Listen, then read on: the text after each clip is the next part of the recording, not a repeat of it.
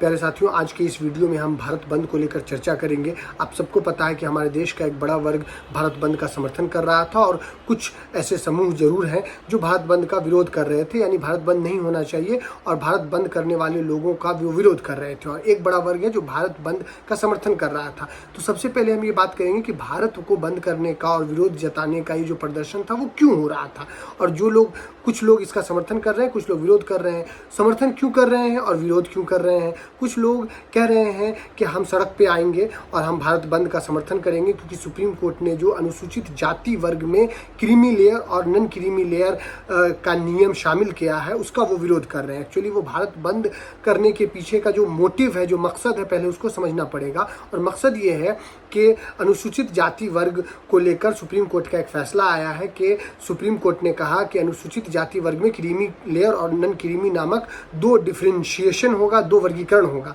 इस वर्गीकरण को लेकर अनुसूचित जाति वर्ग के बहुत सारे लोग देश में भीम आर्मी और जो तमाम वैसे वर्ग के लोग हैं जो जाति की राजनीति कर रहे हैं और अनुसूचित जाति का एक बड़ा वोट बैंक उनके पास है, वैसे लोग, चिराग पासवान हो, मायावती हो, यूपी में मायावती ने इसका समर्थन किया, बिहार में भी कई लोग जो दलित, सोकॉल्ड दलित के नेता कहलाते हैं, वैसे लोग भारत बंद को लेकर समर्थन कर रहे थे और कह रहे थे कि सुप्रीम कोर्ट को ये फैसला वापस लेना चाहिए कि अनुसूचित जाति वर्ग में क्रीमी लेयर और नॉन क्रीमी लेयर नहीं होना चाहिए।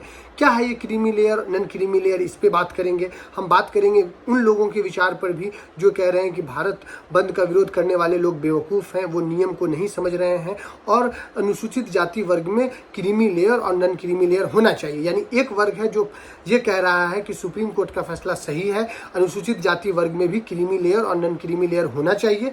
एक वर्ग कह रहा है कि नहीं होना चाहिए। जो कह रहा है नहीं होना चाहिए वो सड़क पे है, वो भारत बंद की बात कर रहा है, वो अपने तरीके से विरोध प्रदर्शन कर रहा है सुप्रीम कोर्ट के इस फैसले पे।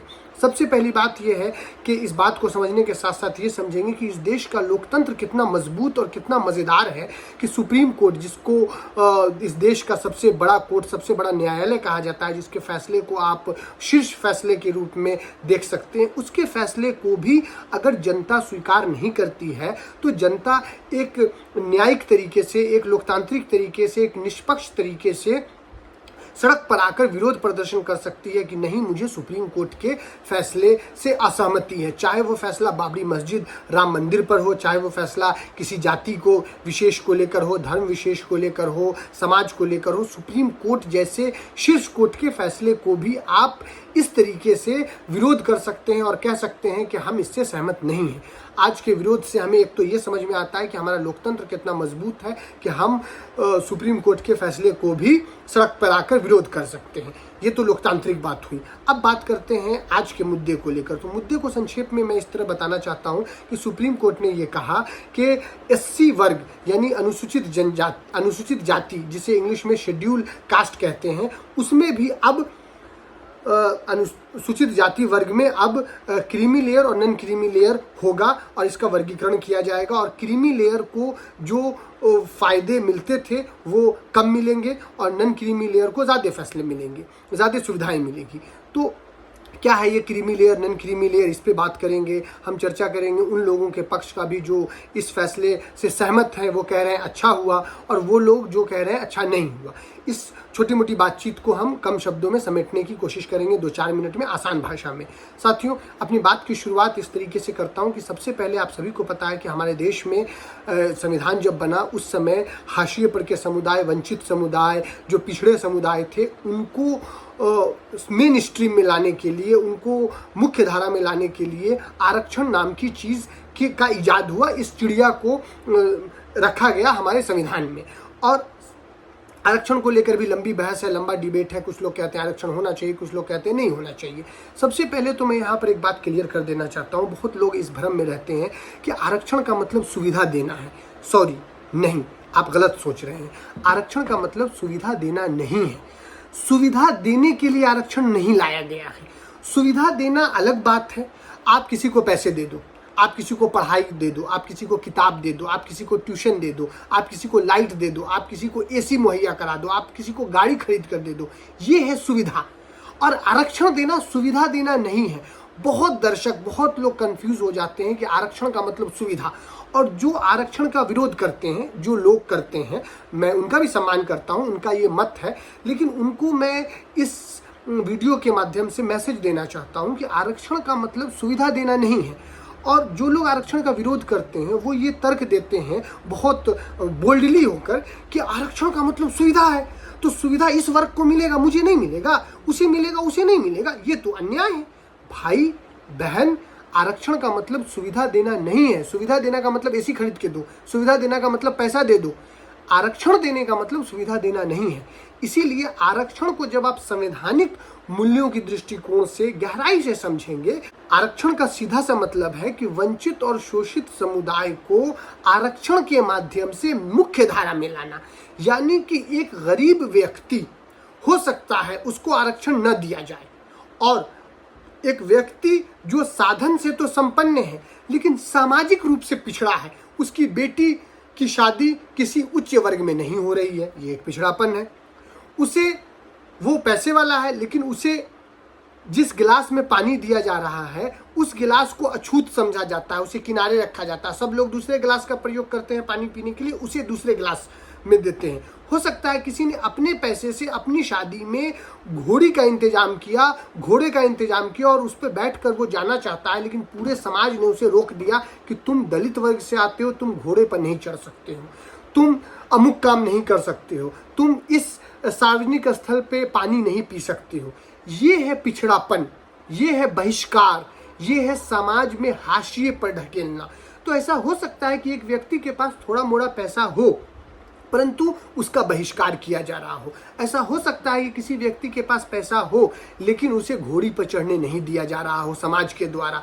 तो ये समाज का जो बहिष्करण है, ये समाज का जो व्यवहार है, समाज का जो आपके साथ आचरण है, उस आचरण को दूर करने के लिए और उस वर्ग को मुख्य धारा में जोड़ने के लिए आरक्षण दिया गया है। आरक्षण का संबंध अर्थशास्त्र से नहीं है, आरक्षण का संबंध समाज शास्त्र से है। आरक्षण का संबंध पिछड़े समुदाय को मेन स्ट्रीम में जोड़ने से है, न कि आर्थिक रूप से कमजोर व्यक्ति को आरक्षण दे देना चाहिए। जैसे अभी अभी कुछ साल पहले आपको पता है EWS एक नई कैटेगरी का इजाद किया गया। ई यानी इकोनॉमिकल, डब्ल्यू यानी वीकर, एस यानी सेक्शन। इकोनॉमिकल वीकर सेक्शन यानी जो व्यक्ति इकोनॉमिक यानी आर्थिक रूप से गरीब होंगे उन्हें भी 10% आरक्षण दे दिया जाएगा। ऐसा पिछले मोदी सरकार में, भाजपा सरकार में आया था, आपको पता होगा 10% EWS आरक्षण। ये बिल्कुल आरक्षण की जो परिभाषा है, आरक्षण की जो भावना है, आरक्षण की जो उद्देश्य है, इसके साथ अन्याय है, धोखा है। और देश के बुद्धिजीवी ने, कई लोगों ने ये बात जरूर रखी होगी, लेकिन भाजपा सरकार ने, मोदी सरकार ने राजनीति करने के उद्देश्य से अपर कास्ट को या वैसे लोगों को जिनको आरक्षण नहीं मिल रहा है, जो लगातार आरक्षण का विरोध कर रहे हैं, उन्हें लॉलीपॉप देने के उद्देश्य से कहा कि तुम भी ले लो 10% आरक्षण।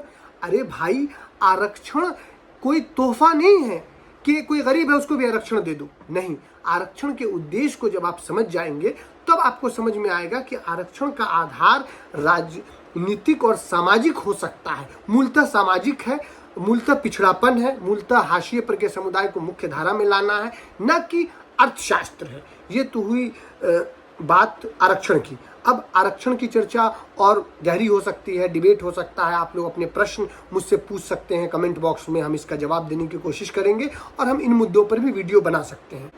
अब बात करते हैं क्रीमी लेयर और नॉन क्रीमी लेयर में। क्रीमी लेयर और नॉन क्रीमी लेयर का मामला सिंपल है कि वो वर्ग जो आरक्षण का फायदा उठाकर क्रीमी लेयर में पहुंच गया है। क्रीमी यानी हिंदी में मलाई कहते हैं, खोआ, मक्खन, यानी जो वर्ग आरक्षण का लाभ लेकर खुद को मक्खन कैटेगरी, खुद को क्रीमी कैटेगरी में डाल लिया है, उसे आरक्षण का लाभ नहीं मिलना चाहिए। यानी क्रीमी लेयर में वो वर्ग आते हैं जो क्रीम स्थिति में है, जो मक्खन स्थिति में है, जो मलाई स्थिति में है, और नॉन क्रीमी में वो लोग आते हैं जो क्रीमी लेयर में नहीं है, मक्खन स्थिति में नहीं है, यानी वो अभी भी हाशिए पर है, यानी वो अभी भी वंचित है, यानी अभी भी वो शोषित है। तो एक कॉमन सा 5वीं का बच्चा भी ये बता देगा कि आरक्षण का लाभ, आरक्षण का इस्तेमाल किसे मिलना चाहिए। तो साथियों, एक 5वीं का बच्चा भी बता देगा कि आरक्षण का लाभ उसे मिलना चाहिए जो क्रीमी लेयर में नहीं आता हो, यानी नॉन क्रीमी में आता हो, और जो क्रीमी में आता हो उसे नहीं मिलना चाहिए। मैं इस वीडियो में नाम लेकर बोलता हूँ। जैसे बिहार के कॉन्टेक्स्ट में आप कुछ एग्जाम्पल्स को समझें तो दलित वर्ग है, दलित एक समुदाय है, यानी अनुसूचित जाति जिसको आप कह सकते हैं। इस समुदाय में पासवान एक जाति है, चमार एक जाति है, धोबी एक जाति है, मुसहर एक जाति है, माझी एक जाति है, दुसाद एक जाति है। इस तरह जाति की लंबी फहरिस्त है, 21 या 23 जातियां हैं, आप गूगल पे जाकर देख सकते हैं। लेकिन आप देखेंगे कि जैसे रामविलास पासवान जी गुजर गए स्वर्गीय, उनके बेटे चिराग पासवान जी, अब आप देखेंगे कि क्या चिराग पासवान जी को आरक्षण चाहिए जिसके पिता रामविलास पासवान हो, या कोई व्यक्ति पासवान है लेकिन वो डीएम बन गया, वो एसपी बन गया, वो कलेक्टर बन गया, वो जज बन गया, वो प्रोफेसर बन गया, क्या उसके बच्चे को आरक्षण का लाभ मिलना चाहिए? बिल्कुल नहीं मिलना चाहिए, क्योंकि वो सामाजिक रूप से, राजनीतिक रूप से, आर्थिक रूप से, सभी रूप से, सिर्फ आर्थिक रूप से नहीं, सभी रूप से वो संपन्न हो चुका है, वो मलाई हो चुका है, वो मलाई वर्ग में चला गया। तो सुप्रीम कोर्ट कहती है जो मलाई वर्ग में चला गया उसको नहीं मिलेगा। अब इसके पीछे का जो उद्देश्य है, जेनेसिस है, उसको समझिए। मान लीजिए उदाहरण के लिए दलित समुदाय में 10 जाति है, ठीक है, ABCDEFGH। अब होता क्या है कि दलित समुदाय के लिए यानी अनुसूचित जाति समुदाय के लिए 100 करोड़ रुपए आए कि अनुसूचित जाति समुदाय को स्कॉलरशिप दे दो, उनकी बच्चियों को पैसा दे दो, उनको पोशाक दे दो। अब हो क्या रहा है कि दलित समुदाय की जो 10 जातियां हैं ABCD, उसमें से ऊपर की ABC ये लगातार पिछले 75 सालों से सारी मलाई खा रही है और DEFGHIJ को कुछ नहीं मिल रहा है। अब ABC इतनी मजबूत हो गई है कि सारी मलाई, सारा पैसा वही खा लेती है, वो EFGH को दे ही नहीं रही है, EFGH तक पहुंच ही नहीं रहा है। और ABC जो जाति है दलित समुदाय की, अनुसूचित समुदाय की, पैसा तो अनुसूचित समुदाय के लिए आ रहा है, सभी के लिए आ रहा है, A से लेकर Z के लिए आ रहा है, लेकिन ABC क्या कर रही है? वो पढ़ चुकी है, सारे स्कॉलरशिप ले रही है, ABC अधिकारों को जान रही है, सारे अधिकार ले रही है, DEF को नहीं दे रही है, EFGHIJ को नहीं दे रही है, सारा वो खुद खा जा रही है। तो ABC समुदाय जो है अनुसूचित जाति का, वो आर्थिक रूप से, सामाजिक रूप से सारी मलाई खा के संपन्न होता जा रहा है और दिन प्रतिदिन होता जा रहा है, और DEFGH को मिल ही नहीं रहा है। तो जब तक कि अनुसूचित जाति में हम, सुप्रीम कोर्ट ने जो किया है, मतलब मैं कह रहा हूं कि हम इस वर्गीकरण को नहीं समझेंगे और इस वर्गीकरण के पीछे के जेनेसिस को नहीं समझेंगे कि ये क्यों जरूरी है, तो सारी मलाई तो ABC खा रही है और ABC खाएगी, DEF को कुछ नहीं मिल रहा है। लेकिन होना ये चाहिए कि मलाई का वर्गीकरण ABCDEFGH सभी को मिलना चाहिए, तभी तो सभी मुख्य धारा में आएंगे। अब ABC पिछले 75 सालों में, 80 सालों में पूरी मलाई खाकर खुद को मुख्य धारा से जोड़ चुके हैं और अभी भी सारी मलाई खा रहे हैं। तो ऐसी स्थिति में जो क्रीमी लेयर और नॉन क्रीमी लेयर का वर्गीकरण हो जाएगा तो ABC लोग अनुसूचित जाति में रहेंगे, उनका फायदा उनको मिलेगा, लेकिन कुछ स्कीम्स, कुछ प्लान, कुछ जो अनुसूचित जाति हैं जिनको नहीं मिल पा रहा है उनको मिलेगा, क्योंकि वो क्रीमी लेयर में नहीं रहेंगे, वो नॉन क्रीमी में रहेंगे। और जब आने वाले 10 सालों में नॉन क्रीमी लेयर में आने वाली जो जातियां हैं, जैसे दुसाद होंगी, चमार होगा, मांझी होगा, इन लोगों को जब मिलेगा वो सुविधा, वो मलाई, वो क्रीम, वो चीज़ें, तो वो भी वक्त के साथ धीरे धीरे मुख्य धारा में आ जाएंगी। तो मुख्य धारा में लाना उद्देश्य है आरक्षण का, और इस उद्देश्य को अगर ABC जाति सारा मलाई खा लेंगी और DEFGHIJ को वो मलाई नहीं मिल पाएगा, वो सुविधा नहीं मिल पाएगी, वो अवसर नहीं मिल पाएगा, तो आखिर वो कैसे मुख्य धारा में आएंगी? तो सबका साथ सबका विकास वाली जो कंसेप्ट है, यानी सबको मुख्य धारा में लाना है, ये सोच है, ये विजन है हमारे संविधान का, ये पूरा नहीं हो पाएगा। इसीलिए इन शॉर्ट आपको समझ में आ गया होगा जिस तरीके से OBC में यानी अदर बैकवर्ड कास्ट में पहले क्रीमी और नॉन क्रीमी लाया गया और जिसको सफलतापूर्वक लोगों ने अपनाया, समाज ने अपनाया, देश ने अपनाया, और क्रीमी OBC में वैसी जातियां जो क्रीमी लेयर में है यानी जो मलाई वर्ग में है वो लाभ नहीं उठा पाती हैं, और जो नॉन क्रीमी में है यानी पिछड़ी हैं वो लाभ उठाती हैं। वक्त के साथ वो भी क्रीमी में चली जाएंगी तो वो भी लाभ नहीं उठाएंगी। उसी तरह अनुसूचित जाति समुदाय में भी जो क्रीमी है उसे ये लाभ नहीं लेना चाहिए। अब इसमें हो क्या रहा? अब इसमें पॉलिटिक्स हो रहा है कि अनुसूचित जाति की वो जो ABC समुदाय है जो लगातार 75 साल से मलाई खा रही है और आगे खाना चाहती है, किसी को देना नहीं चाहती है, वो जो है वो ये लोगों को बरगला रही है कि नहीं, आरक्षण खत्म किया जा रहा है, संविधान बदला जा रहा है, हमें नहीं मिले। एक्चुअली उनका लॉस है, वो सोच रही है कि अब तो ये मलाई हमको नहीं मिलेगा खाने को, अब तो हम क्या कहते हैं उसको, इसका लाभ नहीं उठा पाएंगे, ऐसे अवसर से हम वंचित हो जाएंगे। अरे आप इस बात को समझो कि यदि आप मुख्यधारा से जुड़ चुके हो, यदि आपकी सामाजिक, राजनीतिक, आर्थिक, सांस्कृतिक, शैक्षणिक पृष्ठभूमि मजबूत हो चुकी है, तो इस अवसर का लाभ आप दूसरे को लेने दो ना। लेकिन दूसरे को आप लेने नहीं दे रहे हो, तो दूसरे को आप तब लेने दोगे जब आपको उठाकर क्रीमी लेयर में डाला जाएगा और उन लोगों को नन क्रीमी में डाला जाएगा जो लगातार 75 सालों से लाभ नहीं ले पा रहे हैं, तो उन्हें लाभ मिलेगा, वो मुख्य धारा में आएंगे। आशा करता हूँ आपको मेरी बात समझ आई होगी। और जो भारत बंद कर रहे हैं, हंगामा कर रहे हैं, उनका वो निजी स्वार्थ है। वो ये चाहते हैं कि ये मलाई मिलना बंद ना हो, हम मलाई खाते रहें, हम आगे बढ़ते रहें, सारा मलाई मेरे मुंह में चली जाए, देश समाज के अन्य वर्गों को मलाई न मिले, वो पिछड़ा रहे, उनकी राजनीति मैं करता रहूं, उनका वो मेरा झोला उठाते रहें, मैं उनके लिए बेवजह का बातें करूं और खुद मलाई खाऊं। ये पूरी स्थिति है, आपको पता है। तो मैं निजी रूप से इस भारत बंद का विरोध करता हूं।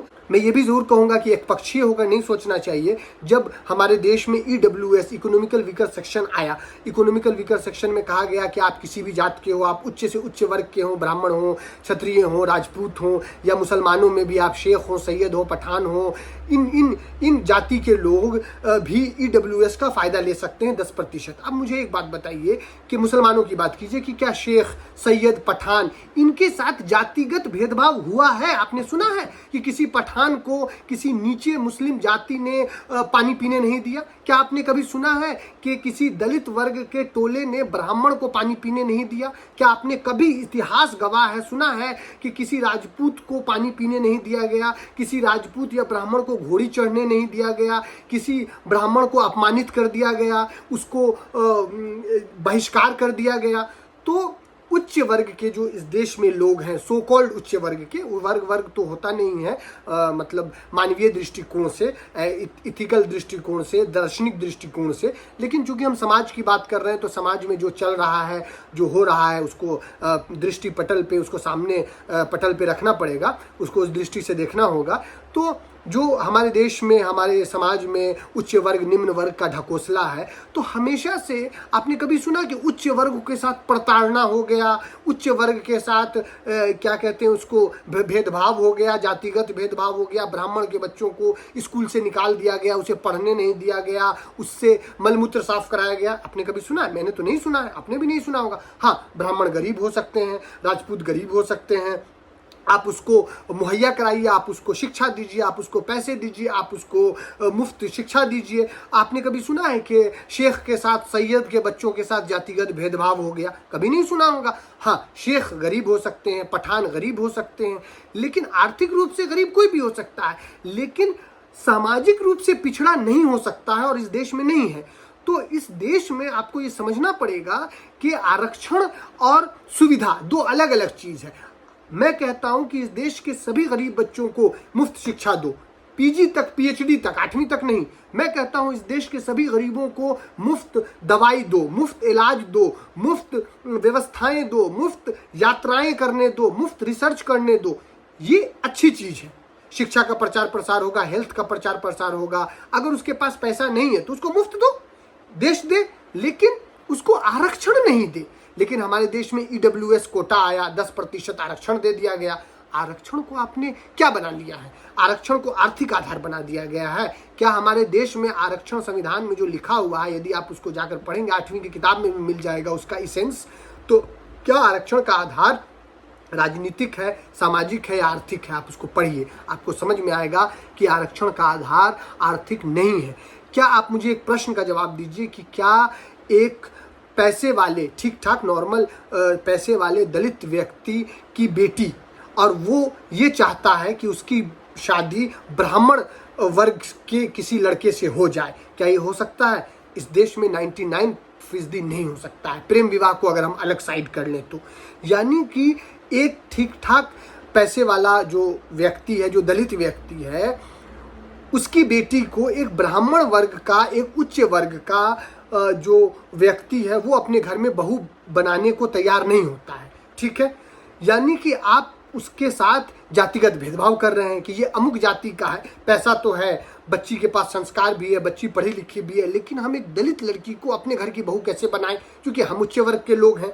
यही तो भेदभाव है, यही तो भेदभाव है। आप यदि ब्राह्मण हैं और आपने ब्राह्मण वर्ग में शादी कर लिया, लेकिन आप उससे अच्छी लड़की या उससे अच्छा लड़का अगर दलित वर्ग का है, प्रोफेसर है, डॉक्टर है, लेकिन आप उसको अपना दामाद नहीं बनाएंगे, ठीक। और एक ब्राह्मण वर्ग का एक लड़का प्रोफेसर नहीं है, क्लर्क है, लेकिन आप उसको दामाद बना लेंगे, आप उसको अपनी बहू बना लेंगे। यानी कि आप जाति के आधार पे छोटे जाति के साथ जातिगत भेदभाव कर रहे हैं। और इसी भेदभाव को दूर करने के लिए समाज में आरक्षण लाया गया, संविधान में आरक्षण लाया गया, जिसका आधार जातिगत था, जिसका आधार आर्थिक नहीं था। अगर आरक्षण का आधार आर्थिक होता तो चीज ही अलग हो जाती, पूरी सिस्टम, पूरी बहस ही अलग हो जाती, ठीक है। आरक्षण के मुद्दे पर हम फिर कभी बात करेंगे और एक महत्वपूर्ण चर्चा है, लोगों को इसको लेकर क्लियरिटी होनी चाहिए, समझ होनी चाहिए, सवाल भी होनी चाहिए, आप सब सवाल पूछिए। और आज का जो डिस्कशन था भारत बंद, उसको लेकर हमने चर्चाएं की। आप क्या सोचते हैं, आपका क्या मत है, आप मुझसे बता सकते हैं, चर्चा कर सकते हैं। तब तक के लिए जय भारत, जय हिंद साथियों। मिलते हैं सूझबूझ के अगले एपिसोड में किसी देश के अन्य मुद्दों को लेकर। धन्यवाद, जय हिंद।